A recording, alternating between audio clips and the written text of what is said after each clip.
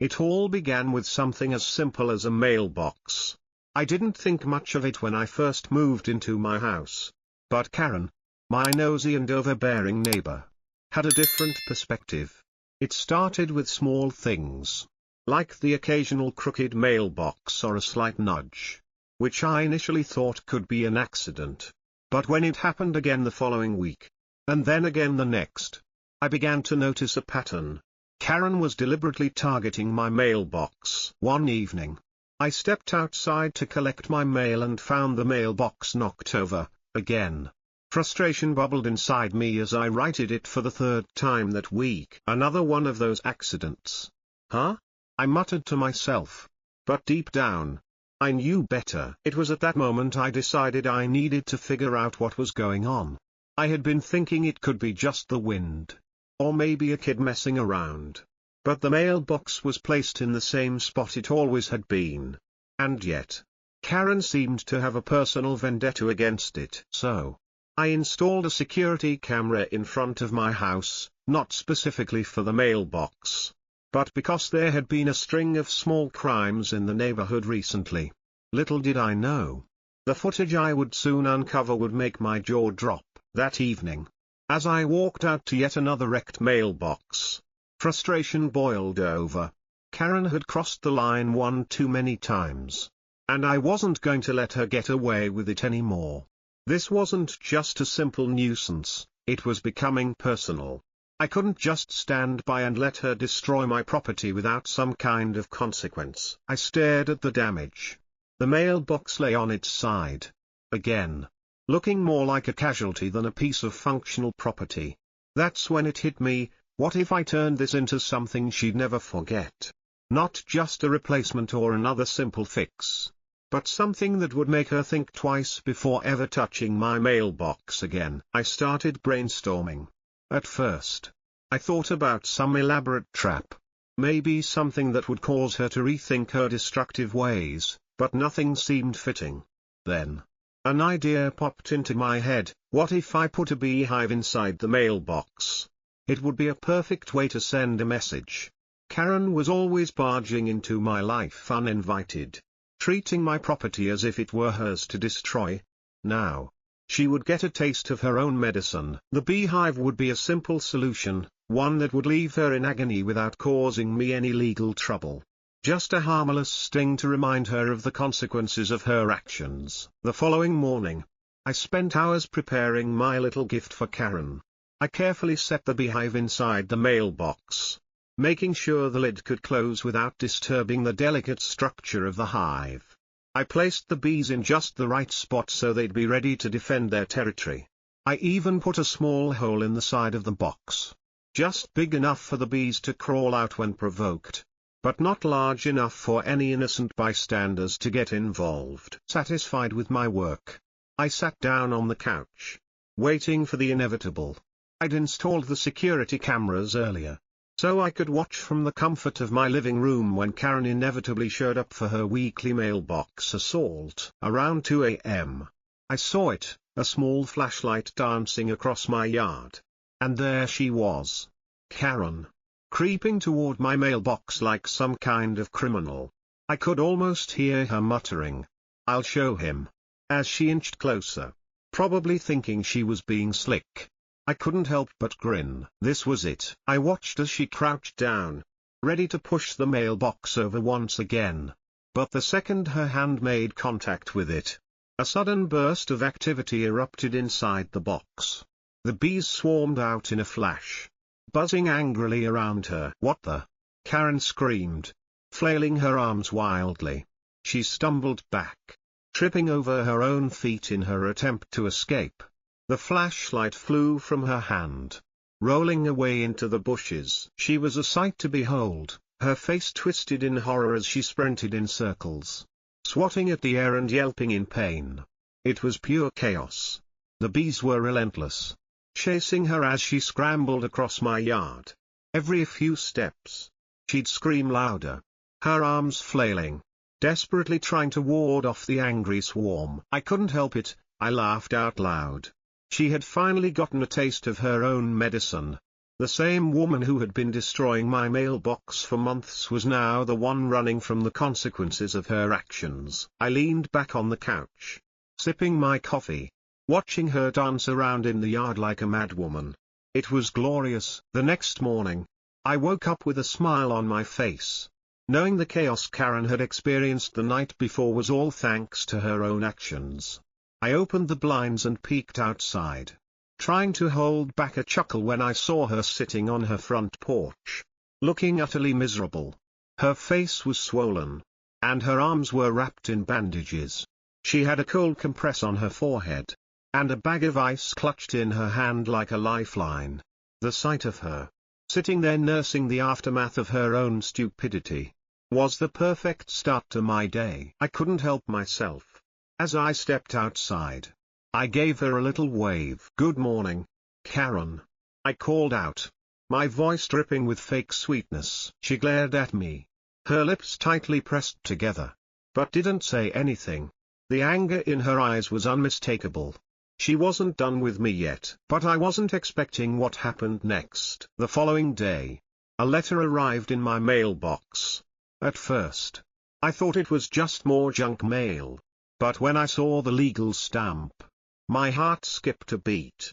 Karen was suing me. The audacity. She was claiming that I had deliberately set up a dangerous trap by placing a beehive in my mailbox, resulting in her injuries.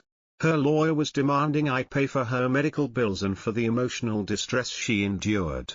The whole thing was laughable. I couldn't contain my amusement. I sat down at my desk and read through the ridiculous documents, shaking my head. This was beyond absurd. She was the one who had been repeatedly attacking my property.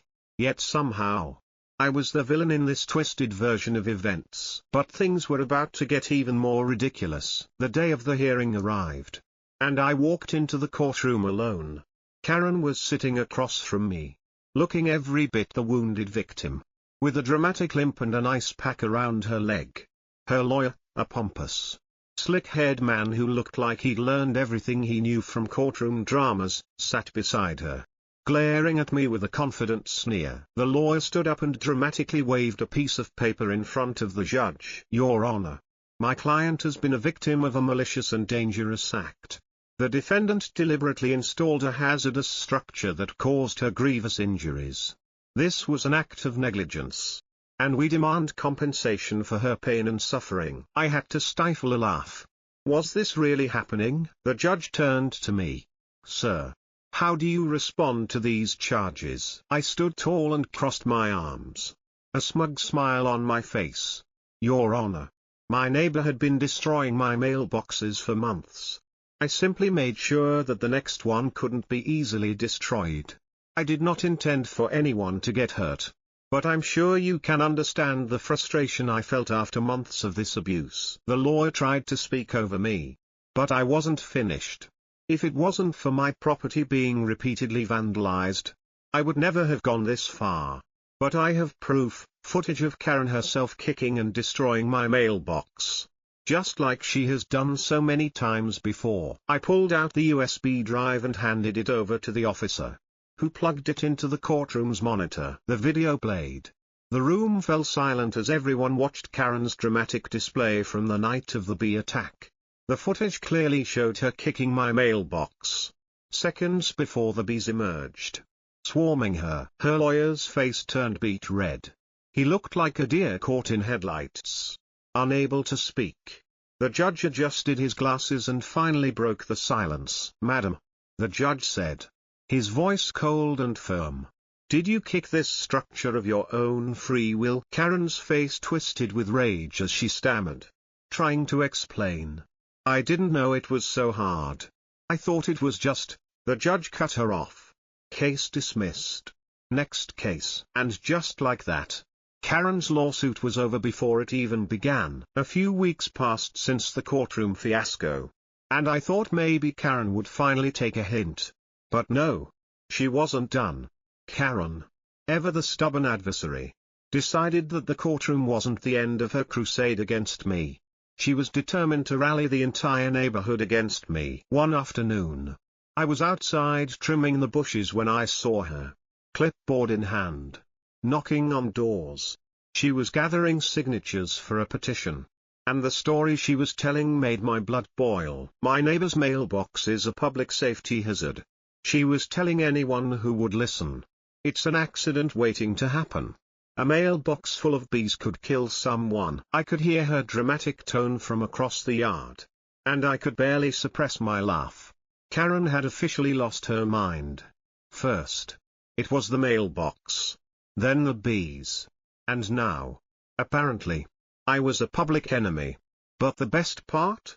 No one was buying it. I overheard one neighbor telling her, "Karen, you're the one who's been terrorizing everyone for months." Not him. Another neighbor, Mrs. Green, actually slammed the door in her face. "Get a life, Karen," she yelled through the door. It was clear that the entire neighborhood was sick of her antics. As the days passed, I began hearing whispers about a petition, one that would have the opposite effect of what Karen had intended. The neighbors, fed up with her unreasonable complaints and petty vendettas, had decided enough was enough. They started a petition to have Karen expelled from the community. It wasn't just about the mailbox, it was about the constant drama, the fines, and the chaos she'd caused for everyone in the neighborhood. I watched in awe as the petition quickly gathered signatures. By the time the Hoa got involved, the entire neighborhood was behind it. An emergency meeting was called to vote on Karen's fate. The day of the meeting arrived, and I walked into the community hall, feeling a little anxious but mostly excited. The room was packed, everyone wanted to see what would happen. When Karen walked in, she tried to hold her head high, but it was clear from the way her shoulders slumped that she knew she was in trouble. She gave me a glare that could have burned through steel. But I just smiled back. The Hoa president cleared his throat and addressed the room. "We have received multiple formal complaints about Karen's conduct in the neighborhood. As a result, we will be putting her expulsion to a vote." Karen stood up, red in the face. But before she could say anything, the president raised his hand to stop her. "It's too late for any more speeches, Karen. The vote will take place now." One by one, the votes were cast, and I watched as the results came in. The tension in the room was palpable. The president tallied the votes and looked up, his face grave. "The motion passes. Karen is officially expelled from the neighborhood." The room erupted into applause. People clapped, cheered, and some even hugged each other. It was as if a weight had been lifted from the entire community. Karen, stunned, stood there for a moment, her mouth agape, before she stormed out of the room in a huff, her face twisted in pure fury. It wasn't over yet. The Hoa gave her 30 days to sell her house and vacate the neighborhood. As the weeks went by, the for sale sign appeared in front of Karen's house. The once dominant Karen, who had terrorized us all, was now being forced out. And I couldn't stop smiling. My mailbox, my peace, was finally safe. It wasn't just about the mailbox anymore. It was about justice. About the community coming together to rid itself of a toxic presence. And as for Karen, she left with her tail between her legs. And the neighborhood was better for it.